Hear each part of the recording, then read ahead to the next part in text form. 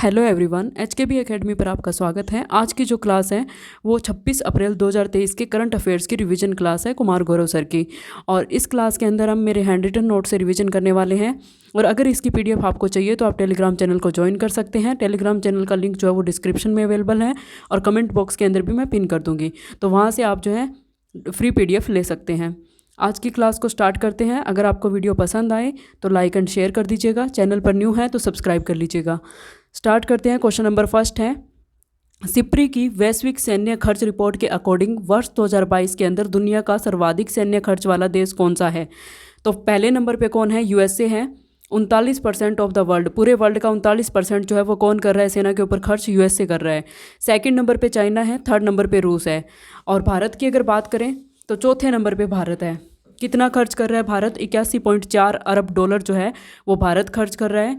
और भारत के अंदर बढ़ोतरी कितनी हुई है 2021 से 22 के अंदर? तो 2021 से 22 6% इंक्रीमेंट हुआ है भारत के अंदर। नेक्स्ट है, 2022 के अकॉर्डिंग किस महाद्वीप में सैन्य खर्च में मैक्सिमम वृद्धि हुई है? तो 2022 के अकॉर्डिंग जो है यूरोप के अंदर जो है मैक्सिमम वृद्धि हुई है सैन्य खर्च के अंदर। और किस कारण से हुई है? रूस और यूक्रेन के युद्ध के कारण हुई है। 2022 में पूरे वर्ल्ड का सैन्य खर्च कितना है ये अगर पूछ लिया जाए तो कितना है? 2.24 ट्रिलियन डॉलर जो है वो पूरे वर्ल्ड का सैन्य खर्च है 2022 के अंदर। ललन टॉप बातें हैं, भारत का सबसे बड़ा व्यापारिक भागीदार देश कौन सा है? तो पहले नंबर पे यूएसए है, दूसरे पे चाइना और तीसरे पे यूएई है। भारत का सबसे बड़ा व्यापारिक घाटा किस देश के साथ है? तो किसके साथ है? चाइना के साथ है। नेक्स्ट है, भारतीय किस जिले से सर्वाधिक निर्यात होता है? तो जामनगर गुजरात से जो है सर्वाधिक निर्यात होता है। किस चीज़ का निर्यात होता है? पेट्रोलियम उत्पाद का। दुग्ध उत्पादन में विश्व में भारत का स्थान कौन सा है? तो पहला स्थान है। और भारत में पहला कौन है? तो राजस्थान। और दूसरा किसका है? यूपी का। भारत का कुल घाटा 2022 के आंकड़ों के अनुसार कितना है? तो घाटा कैसे निकालते हैं? आयात जो टोटल हुआ है उसमें से निर्यात को माइनस करके हम घाटा निकाल सकते हैं। तो 892 बिलियन का आयात हुआ है और 770 बिलियन डॉलर का निर्यात हुआ है। तो घाटा कितना हुआ? 122 बिलियन डॉलर का। नेक्स्ट क्वेश्चन है, क्वेश्चन नंबर 2, दुनिया में पहली बार क्रिप्टो विनियमन के लिए माइका कानून का निर्माण किसने किया है? तो किसने किया है? यूरोपियन यूनियन ने किया है। 27 देश शामिल है यूरोपियन यूनियन के अंदर। और रोम की संधि हुई थी। हेडक्वार्टर जो है वो कौन सा है? ब्रुसेल्स, बेल्जियम के अंदर। किसका हेडक्वार्टर है? यूरोपियन यूनियन का। नेक्स्ट है करेंसी, यहाँ की करेंसी क्या है? तो यूरो है। और यूरो को अपनाने वाला 20वां देश कौन सा है? तो यूरो को अपनाने वाला 20वां देश है क्रोएशिया। और अगर हम बात करें क्रिप्टो करेंसी की, तो क्रिप्टो करेंसी जो है इसका एक पॉजिटिव पॉइंट है और एक नेगेटिव पॉइंट है। क्रिप्टो करेंसी होती क्या है? तो क्रिप्टो करेंसी ऐसी करेंसी होती है जो पॉकेट में ना होकर ऑनलाइन ट्रांसफ़र होती है। और इसका पॉजिटिव पॉइंट क्या है? ये सुरक्षित है, इसमें कोई भी साइबर क्राइम नहीं होता है और ब्लॉकचेन टेक्निक पे काम करती है।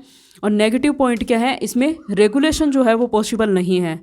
और एग्जाम्पल क्या है क्रिप्टो करेंसी का? तो बिटकॉइन जो है ये क्रिप्टो करेंसी का एग्जाम्पल है। अब मिका क्या है? तो मिका है मार्केट इन क्रिप्टो एसेट, इसकी फुल फॉर्म है। उद्देश्य क्या है? क्रिप्टो करेंसी मार्केट को रेगुलेट करना। और 22% क्रिप्टो मार्केट जो है वो कौन कर रहा है? यूरोप जो है वो रेगुलेट, अकेला यूरोप जो है वो रेगुलेट कर रहा है 22% ऑफ क्रिप्टो मार्केट को। नेक्स्ट है कुछ ललन टॉप क्वेश्चंस। माइक प्रोजेक्ट जो है वो किससे संबंधित है? तो हाथी संरक्षण से संबंधित है। क्रिप्टो करेंसी को लीगल करेंसी मानने वाला पहला देश कौन है? तो ये है एल सल्वाडोर। चैट जीपीटी किसने लॉन्च किया था? चैट जीपीटी लॉन्च किया ओपन एआई ने। नाटो का मुख्यालय कहाँ पर है? तो ब्रुसेल्स, बेल्जियम के अंदर है। और नाटो का 31वां देश कौन बना है? तो फिनलैंड बना है। नाटो की स्थापना कब हुई थी? 1949 के अंदर हुई थी। नेक्स्ट क्वेश्चन है क्वेश्चन नंबर 3, विश्व मलेरिया दिवस जो है ये कब मनाया जाता है? तो ये मनाया जाता है 25 अप्रैल को। और इसकी शुरुआत कब हुई थी? तो शुरुआत हुई थी तो 2007 के अंदर। थीम क्या है इस बार? तो ये है time to deliver zero malaria, malaria मुक्त भारत बनाना इस बार की थीम है। मलेरिया की पहली वैक्सीन कौन सी है? तो मॉस की वृक्ष है। मोस्ट इंपॉर्टेंट है, याद रखिएगा मलेरिया की। मॉस की वृक्ष किसकी पहली वैक्सीन है? ऐसे भी पूछ सकते हैं। तो ये है मलेरिया की।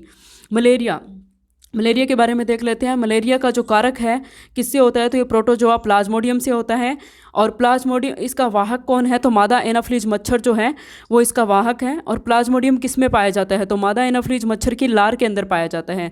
और इसका मलेरिया के अंदर कौन इफेक्ट होता है ज़्यादा? तो आरबीसी की कमी हो जाती है। और दवा जो है इसकी मलेरिया की दवा कौन सी है? तो कुनेन है। और कहाँ से प्राप्त होती है? सिनकोना पेड़ से प्राप्त होती है। इसकी खोज किसने की थी? रोनाल्ड रोस ने की थी।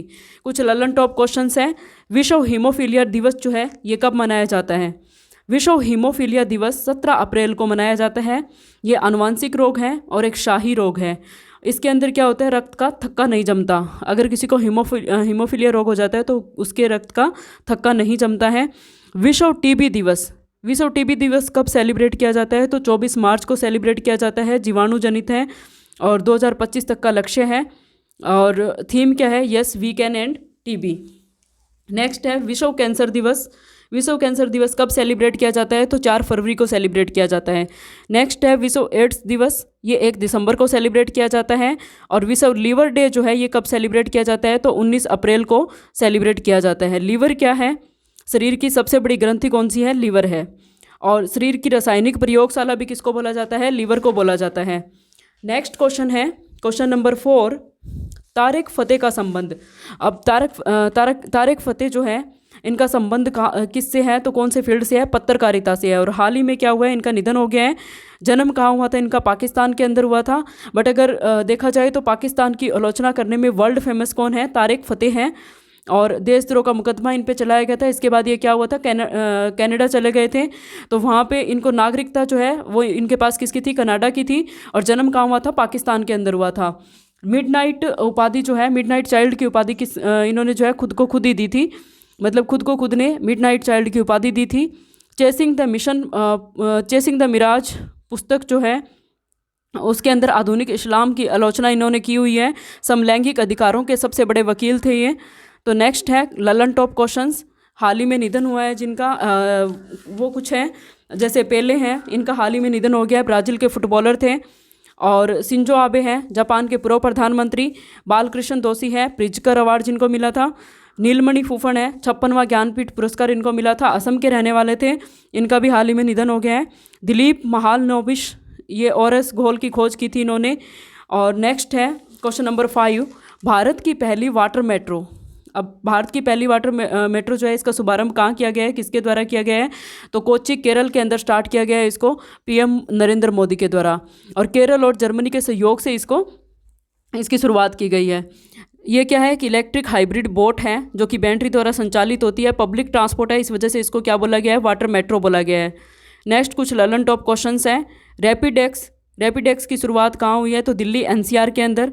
पहली अंडर वाटर मेट्रो जो है इसकी कहाँ पर हुई है? तो कोलकाता मेट्रो है, ये हुगली नदी के ऊपर। और आईएनएस विक्रांत कहाँ से लॉन्च हुआ है? तो ये कोच्चि से लॉन्च किया गया है। कब हुआ है? 2 सितंबर 2022 को।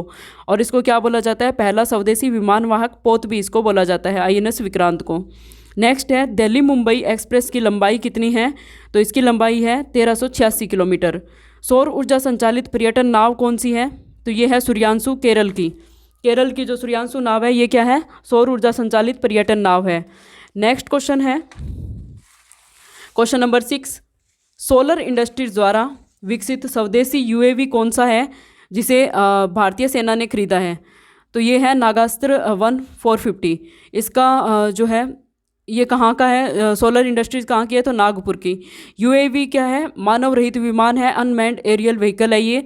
और डे नाइट निगरानी वाला कैमरा भी इसके अंदर स्थापित किया गया है। ललन टॉप क्वेश्चन है कुछ। भारत धवन 2 जो है, धवन 2 क्या है? तो ये 3D प्रिंटेड क्रायोजेनिक इंजन है। स्काई रूट कंपनी ने इसको तैयार किया है। भारत का पहला जो है 3D प्रिंटेड क्रायोजेनिक इंजन है। और इसका यूज़ किस में किया जाएगा? तो विक्रम सेकंड के अंदर इसका यूज होगा।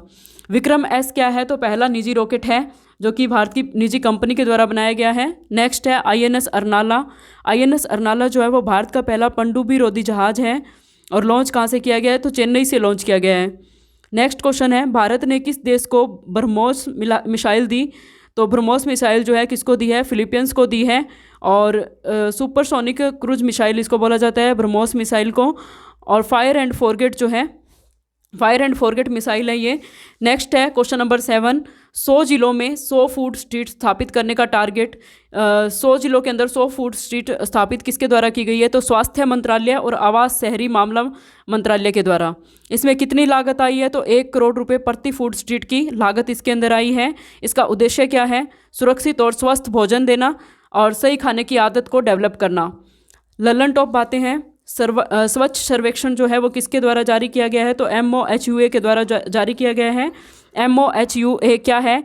Ministry of housing and urban affairs. Ministry of housing and urban affairs है।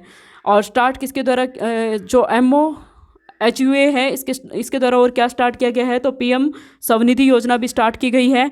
अमृत मिशन भी इसी के द्वारा स्टार्ट किया गया है। अमृत मिशन का एम क्या है? जीर्णोद्धार करना। नेक्स्ट है एक जिला एक उत्पाद। ये कहाँ पे स्टार्ट किया गया है? यूपी के अंदर। इसके बाद नेक्स्ट क्वेश्चन है, मोस्ट इंपॉर्टेंट क्वेश्चन है, क्वेश्चन नंबर 8। पहली जो 3rd जेंडर कार्यकर्ता हैं वो कौन है? तो ये है संजना सिंह। कहाँ की रहने वाली है? तो MP की। और इलेक्शन आइकन नियुक्त कहाँ की किया? पहली 3rd जेंडर कार्यकर्ता संजना सिंह है, इनको कहाँ की इलेक्शन आइकन अपॉइंट किया गया है? तो MP की, मध्य प्रदेश की। और स्वच्छ भारत अभियान की पहली ट्रांसजेंडर ब्रांड एम्बेसडर कौन है? संजना सिंह है। उसके बाद इसका उद्देश्य क्या है इनको ब्रांड एम्बेसडर बनाने का? तो उद्देश्य है कि मतदान के अंदर जो है 3rd जेंडर जो है उनका इंक्रीमेंट हो, वोटिंग के अंदर 3rd जेंडर का इंक्रीमेंट हो, 3rd जेंडर को बढ़ावा देना। नेक्स्ट है सरकारी नौकरी पाने वाली MP की पहली 3rd जेंडर भी कौन है? संजना सिंह है। तो मोस्ट इंपॉर्टेंट है ये, याद रखिएगा। नेक्स्ट कुछ ललन टॉप क्वेश्चंस हैं। भारत के अंदर वर्तमान राष्ट्रीय राजनीतिक दल कितने हैं? तो 6 हैं। इनके अंदर नवीनतम दल कौन सा है? तो AAP, आप जो है आम आदमी पार्टी, ये नया दल है। वोट डालने की उम्र 21 से 18 वर्ष किस संविधान संशोधन के तहत की गई है? तो 61वें संविधान संशोधन के तहत। नेक्स्ट क्वेश्चन है क्वेश्चन नंबर 9, अप्रवासी उपलब्धि पुरस्कार 2023 ये किसको दिया गया है? तो ये नीली बेंडापुड़ी को दिया गया है। किसके लिए? पेन स्टेट यूनिवर्सिटी की भारतीय अमेरिकी अध्यक्ष हैं ये। और किसके द्वारा दिया गया है? अमेरिकी आप्रवासन परिषद के द्वारा दिया गया है, जिसको इंग्लिश में बोलते हैं इमिग्रेंट अचीवमेंट अवार्ड। उसके बाद है ललन टॉप क्वेश्चंस हैं। सरस्वती सम्मान किसको दिया गया है? शिव शंकरी को दिया गया है। किसके लिए? सूर्यवंशम उपन्यास के लिए। नेक्स्ट है एबल पुरस्कार, ये किसको दिया गया है? लुइस कैफ्रेली को दिया गया है। नेक्स्ट है प्रिट्जकर अवार्ड, ये किसको दिया गया है? चिपरफील्ड को। नेक्स्ट क्वेश्चन है क्वेश्चन नंबर 10, राष्ट्रीय तकनीकी अनुसंधान संगठन के अध्यक्ष कौन है? तो अरुण सिन्हा है। NTRO के अध्यक्ष कौन है? अरुण सिन्हा। स्थापना कब की गई थी? 2004 के अंदर की गई थी। राष्ट्रीय सुरक्षा सलाहकार जो है राष्ट्रीय सुरक्षा सलाहकार के अधीन वर्क करते हैं ये। कार्य क्या है इसका? तो तकनीकी खुफिया सूचना जो है वो गवर्नमेंट को प्रदान करना, ये इसका काम है राष्ट्रीय तकनीकी अनुसंधान संगठन का। नेक्स्ट है कुछ ललन टॉप क्वेश्चंस। राष्ट्रीय सुरक्षा सलाहकार कौन है? तो अजीत डोभाल है। और नेक्स्ट क्वेश्चन है और आज का लास्ट क्वेश्चन है, सिडनी क्रिकेट ग्राउंड ने 24 अप्रैल 2023 को महान बल्लेबाज सचिन तेंदुलकर और ब्रायन लारा के नाम पर गेट का अनावरण किया है। तो आज का सेशन यहीं पे समाप्त करते हैं। अगर आपको क्लास पसंद आए तो वीडियो को लाइक एंड शेयर कर दीजिएगा। Thank you for watching.